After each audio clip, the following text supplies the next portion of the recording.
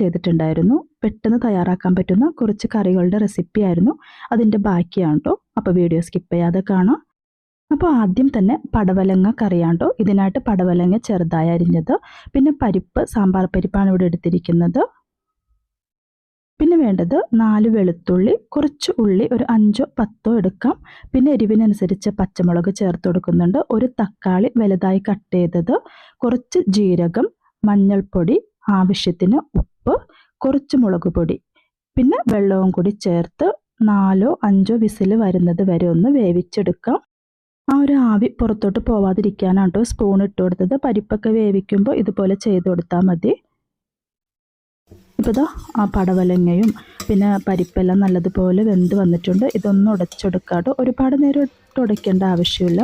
ഇനി നമുക്കിതൊന്ന് താളിച്ചെടുക്കാം. കുറച്ച് വെളിച്ചെണ്ണ ഒഴിച്ചെടുക്കുന്നുണ്ട്. വത്തൽമുളക്, കറിവേപ്പില, 1 ടീസ്പൂൺ